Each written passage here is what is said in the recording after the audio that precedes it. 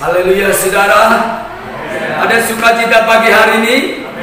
Tuhan Yesus baik, amin. Yang merasakan kebaikan Tuhan walaupun dalam suasana digoncang oleh isu COVID-19, yang merasakan kebaikan Tuhan bisa lambaikan tangan. Haleluya.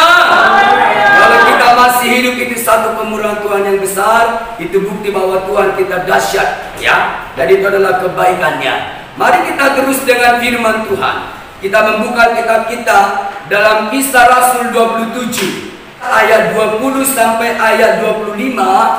Saya akan memberi tema firman Tuhan, ketika tidak ada harapan. Apa yang kami harus lakukan sebagai anak Tuhan? Kita konsentrasi, fokus pada firman.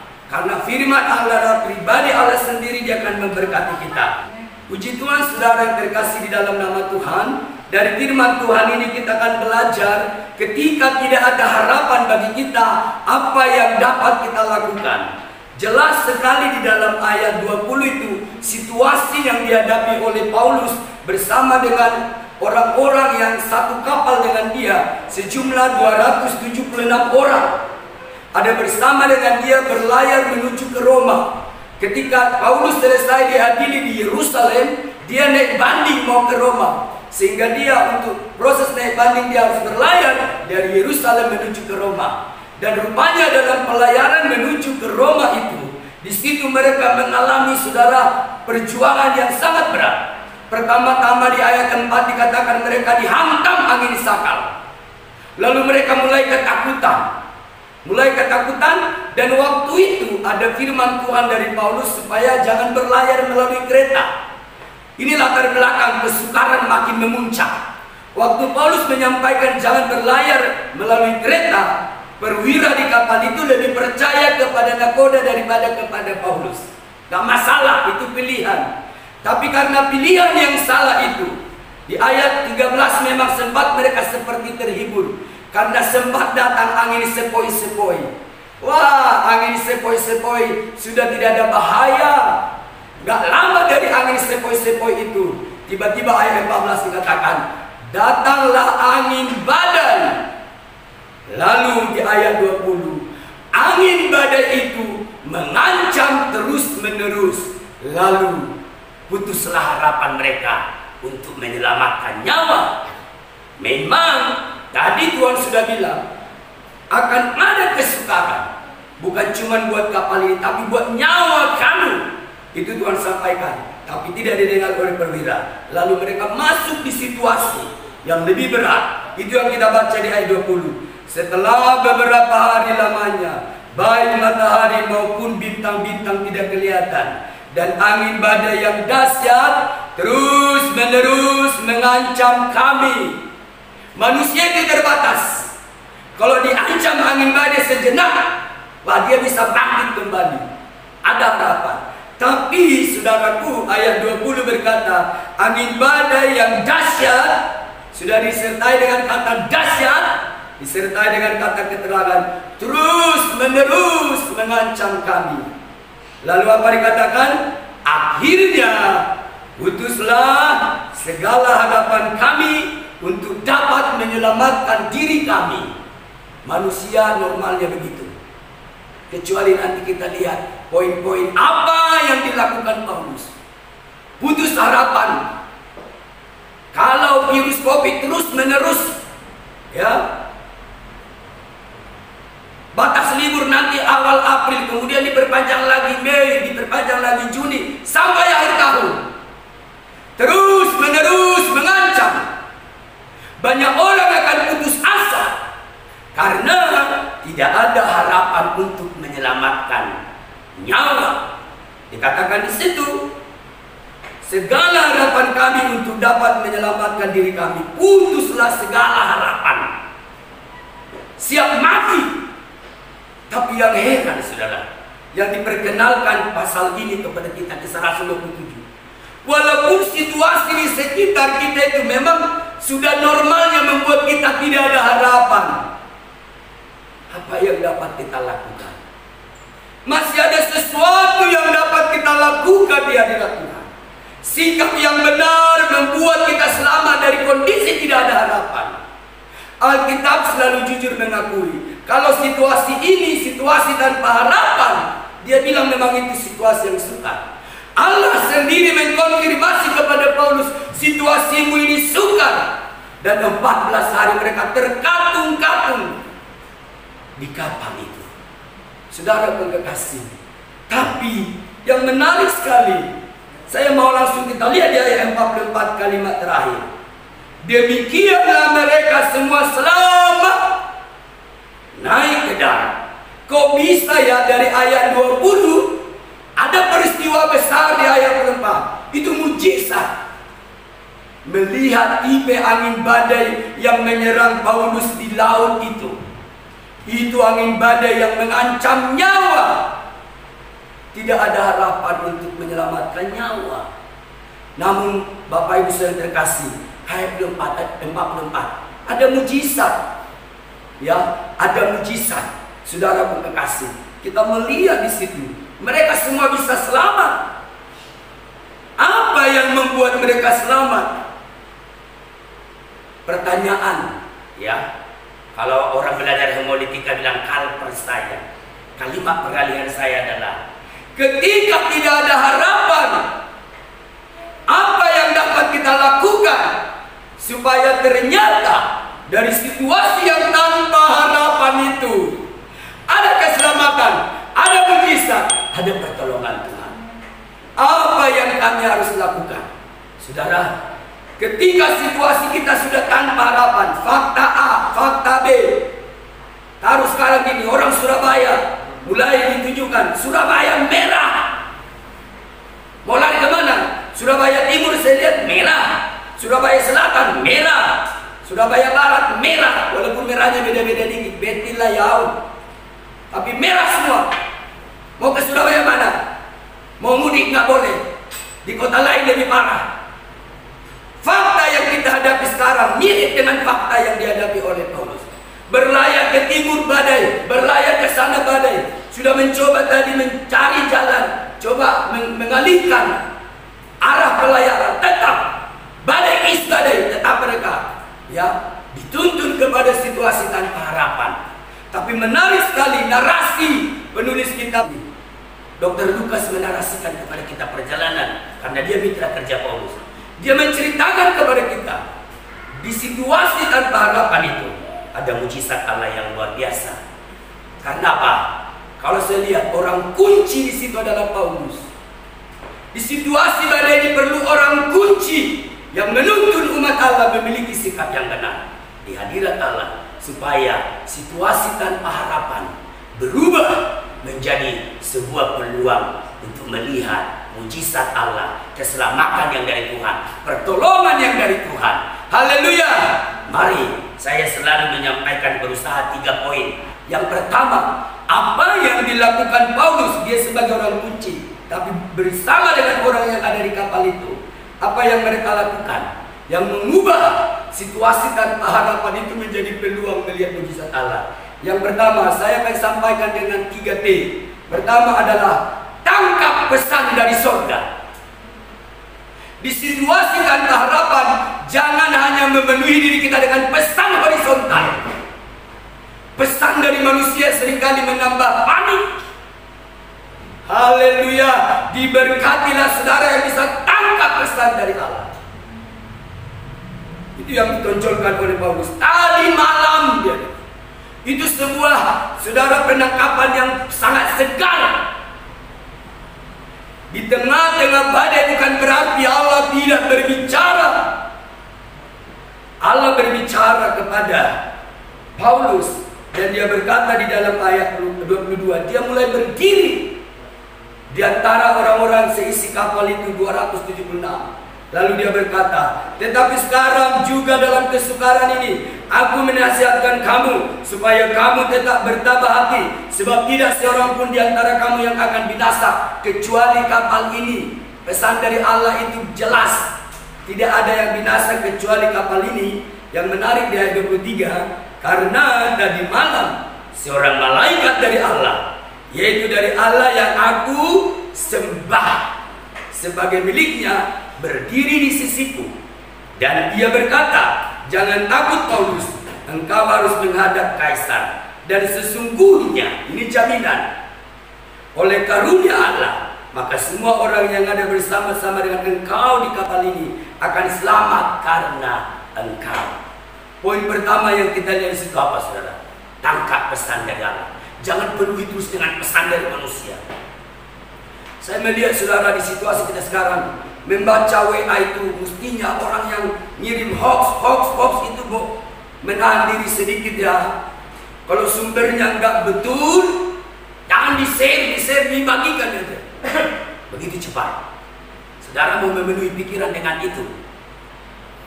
Tidak ada mujizat di tengah situasi tanpa harapan dari hoax. Tapi kita connect ke atas. Poin pertama ini bicara tentang spiritual insight, kepekaan rohani. Paulus memiliki kepekaan rohani. Dia tidak mau hanya lihat informasi, saudara, dari liputan berita saja. Ini.com. Tuhan gak direken. Bukannya berdoa, kontak ke atas. Mendengar apa yang Tuhan mau nyatakan dalam situasi sukar kita. Paulus punya habit yang berbeda dari kita. Dia dalam kesukaran mencari Allah, mencoba mendengar pesan dari Tuhan. Dia mau menghidupi apa yang dipesankan oleh Tuhan. Dan saudara, kepekaan rohani tidak terjadi begitu saja. Pesan dari Tuhan tidak datang ketika kita sibuk membaca hoax, tanpa ada hubungan yang intim dengan Tuhan.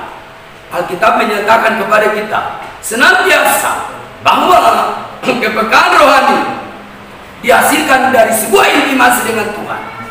Dan memang perhatikan apa yang dikatakan oleh Paulus, dari Allah yang aku sembah.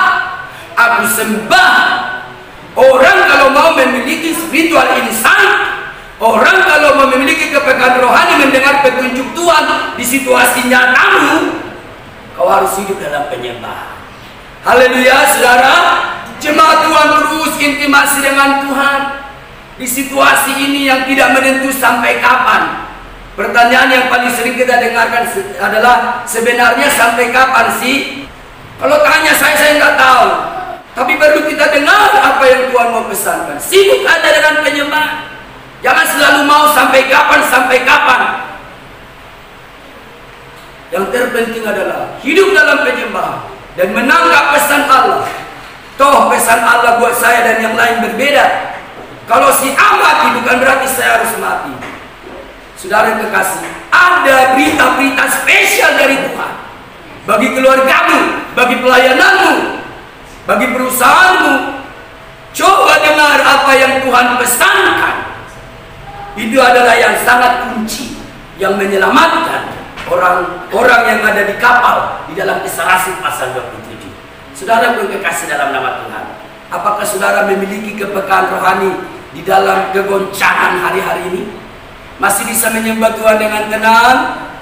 Masih bisa mengalami hadirat Tuhan? Itu sangat penting. Itu kunci yang menyelamatkan bahaya ini. Saudara kekasih, menangkap pesan yang daripada Tuhan.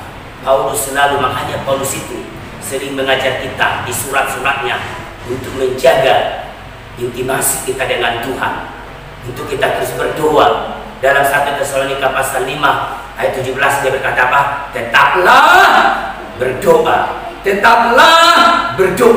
Apapun yang terjadi, tetaplah berdoa supaya hubungan kita dengan Tuhan berjalan dengan lancar di situasi apapun, termasuk di situasi tanpa harapan.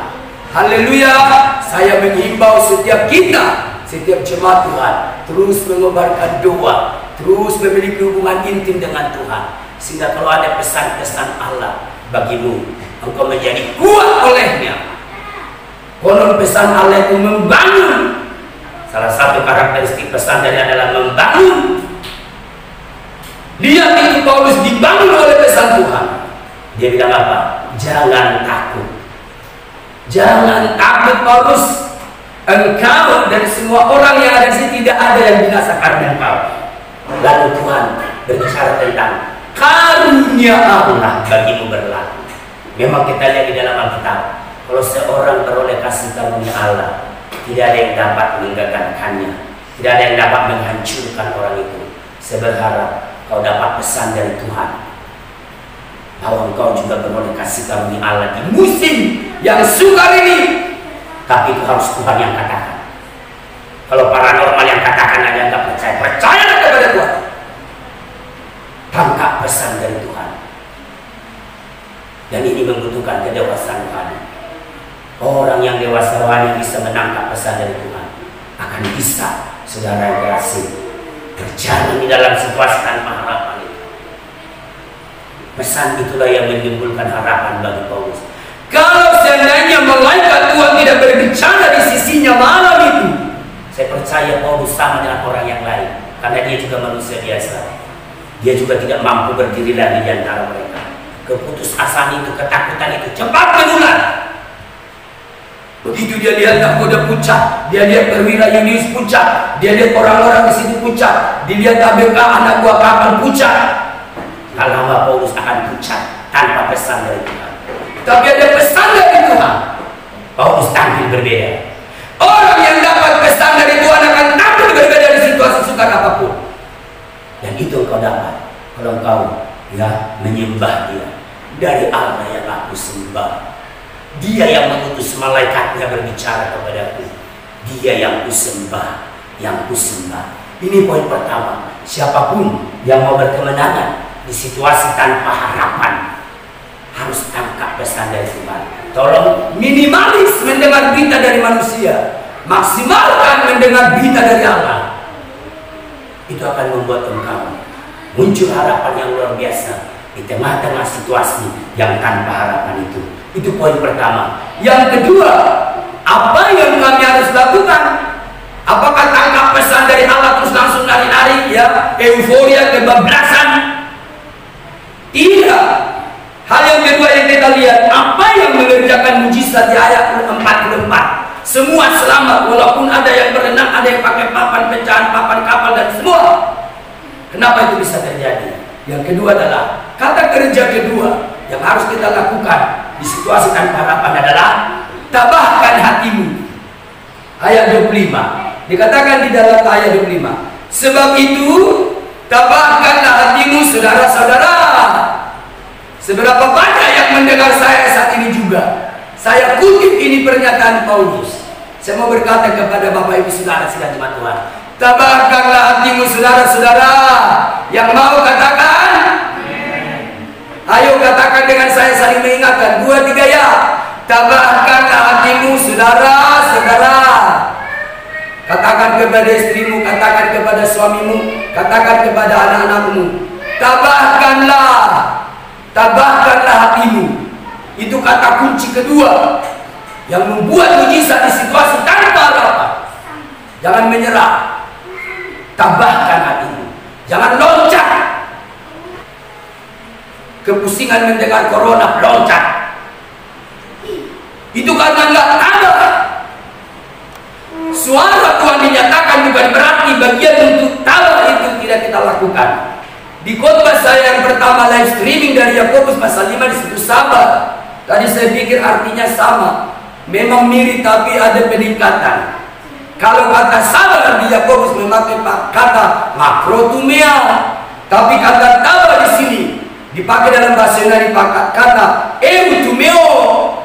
Apa itu eutumeo? Jadi dalam situasi tanpa harapan, eutumeo apa artinya? Ya, to be of good spirit, miliki roh yang baik, miliki semangat yang baik dalam kesukaran. Bapak pendeta itu sih aneh. Memang mujizat diberikan bagi orang yang melalui proses yang aneh. Haleluya. Miliki roh yang baik, good spirit, semangat yang baik. Satu lagi artinya sangat menarik saudara ya. To be cheerful, to be joyful. Miliki sukacita dalam situasi tanpa harapan. Haleluya. Atau mungkin saya pakai kata pertahankan sukacitamu. Apakah setelah Paulus mendengar malaikat berbicara di sisinya langsung habis badan? Gak habis. Ayat 26 masih dibilang begini, namun kita harus mendamparkan mengarahkan kapal ini di salah satu pulau. Oh, masih ada proses panjang. Seringkali dari kita mendengar petunjuk Tuhan masih terus diuji. Kenapa? Mujizat layak diberikan kepada mereka yang teruji mempercayai Tuhan melalui rentangan. To be joyful dalam situasi yang mencekam. Badai terus, jangan bilang ini macam apa pula ini. Badai terus menerus bergelora, aku terus menerus bersukacita. Tak beres ini. Hentikan dulu badainya supaya aku sukacita. Harapmu. Itu namanya kita mengatur Tuhan. Yang Tuhan mau dalam situasi yang berat, to be joyful. Amin. Bersukacita, bersukacita. Memang kadang ini berat. Kalau saya mendengar ini sudah di PHK, sudah dirumahkan, nggak kerja lagi, pulang nggak boleh, di dalam kota sudah nggak kerja, di kos-kosan, merana. Pak Pendeta ini suruh saya tanya, Pak Pendeta siapa ini? Pak Pendeta Gokton di Pasar Ibu, sedang membaca firman Tuhan. Tidak ada cara lain kecuali menebarkan hati. Eutumeo, bergembiralah, miliki semangat yang baik, miliki kata-kata yang menunjukkan adanya sukacita. Karena memang Paulus menasihati jemaat di Filipi, sukacita itu bukan tergantung situasi. Sukacita yang sejati adalah sukacita yang bisa ada di situasi terburuk sekalipun. Itu baru sukacita yang adalah buah roh. Lalu saudara bertanya, berarti Pak Pendeta sukacita corona datang? Bukan karena corona datang aku bersukacita. Karena Tuhan ada menolong kita di musim ini. Bukan musibah itu yang kita gembirakan. Itu kurang normal. Tapi Tuhan yang memimpin kita di dalam badai. Maka dikatakan di Filipi pasal 4 ayat 4, bersukacitalah di dalam Tuhan. Ketika kita terus tersambung dengan Tuhan, sukacita kita ada. Saudara kekasih dalam nama Tuhan, itulah sebabnya sangat menarik. Filipi pasal 4, Filipi 4 ayat yang keempat. Ini surat ditulis oleh Paulus ketika dia berada di penjara. Bayangkan itu, di penjara bisa nasihati orang yang di luar penjara untuk bersukacita. Filipi 4 ayat 4. Filipi 4 ayat 4 berkata bunyi firman Tuhan, bersukacitalah senantiasa dalam Tuhan. Sekali lagi kukatakan bersukacitalah. Bisa bilang amin? Sekali lagi, and again I say rejoice, rejoice in the Lord. And again I say rejoice. Passwordnya rejoice. Untuk berkemenangan di situasi tanpa harapan, passwordnya apa? Rejoice. Sukacita, sukacita. Haleluya, haleluya. Suara Tuhan tidak menjadi realisasi karena kita banyak sungguh-sungguh. Suara Tuhan, pesan Tuhan yang disampaikan kepada Paulus tidak akan terrealisasi karena sungguh-sungguh. Kadang kita pikir kalau makin cepat bersungguh-sungguh, makin intens sungguh-sungguh, mujizat makin dekat. Tapi saya mau berkata, di dalam sukacita kita, kita akan melihat mujizat Allah yang luar biasa. Itu sebabnya saudara, tabahkan hatimu. Ini kata kerja kedua, perintah kedua ke kita. Siapa yang mau berkemenangan di situasi tanpa harapan ini, tabahkan hatimu. Miliki roh yang baik, roh yang tidak bersungguh-sungguh. Alkitab mengatakan salah satu ekspresi hati yang bersukacita adalah pujian, lagu. Saya berharap sidang jemaat Tuhan tetap nyanyi di rumah, nyanyi. Ayo bersukacita di dalam Tuhan, saudara kekasih, agar kita melihat mujizat Allah yang luar biasa. Yang ketiga, yang terakhir, ketika dalam situasi tanpa harapan, apa yang saya harus lakukan? Yang pertama tadi adalah tangkap pesan dari Allah melalui kepekaan rohanimu. Yang kedua, tabahkan hatimu menanti pesan Tuhan menjadi realisasi, menjadi kenyataan. Yang ketiga, ini sangat penting, taati terus instruksi dari Tuhan melalui hambanya. Kalau dalam konteks ini, semua instruksi ilahi turun melalui Paulus ke orang di sisi kapan itu. Saudara kekasih dalam nama Tuhan, dan di dalam cerita ini ada sekelompok orang yang mendengar suara Tuhan dari Paulus, tapi pura-pura mendengar, tapi diam-diam mau menyelamatkan diri. Itu adalah anak-anak kapal, katanya di ayat 30. Akan tetapi ada anak kapal berusaha untuk melarikan diri dari kapal. Mereka menurunkan skoci dan berbuat seolah-olah mereka hendak melabuhkan beberapa saul di haluan. Karena itu Paulus berkata kepada perwira dan prajurit-prajuritnya, jika mereka tidak tinggal di kapal, kamu tidak mungkin selamat. Katakan siapa yang kita lihat sekarang? Prajurit-prajurit. Anak buah kapal ngomong, mau lari diam-diam, pura-pura menurunkan skoci, padahal maunya mau lari. Ya seolah-olah itu sinonim dengan pura-pura. Tetapi instruksi dari Paulus, kalau ini dibiarkan lari, mati nih. Gak boleh lari. Pesan Tuhan tadi tetap tinggal di kapal. Lalu ketaatan prajurit yang membantu terjadinya mujizat Allah, itu faktor pendukung. Ayat 32. Lalu prajurit-prajurit memotong tali skoci dan membiarkannya hanyut, sehingga tidak ada anak kapal yang keluar dari kapal itu. Saudara, perwira-perwira tadinya kan sempat tidak tunduk di ayat 10. Kesukaran makin besar datang. Kesukarannya bisa naik level loh Bapak Ibu. Ayo kita belajar taat kepada petunjuk dari Tuhan, instruksi dari Tuhan yang datang melalui hamba-hambanya. Taat, tunduk, saudara, ya. Dan bersyukur perwira-perwira itu bisa taat. Taat artinya katanya doing according command, lakukan menurut perintah. Kalau Tuhan perintahkan menyembah, menyembah. Kalau Tuhan perintahkan beribadah, ya bersekutu 4-5 orang, bersekutu 4-5 orang. Kalau Tuhan katakan kunjungi satu-satu rumah karena tidak boleh melakukan ibadah massal, ya itu yang kita lakukan. Taati, doing according command, lakukan menurut perintah, lakukan menurut perintah.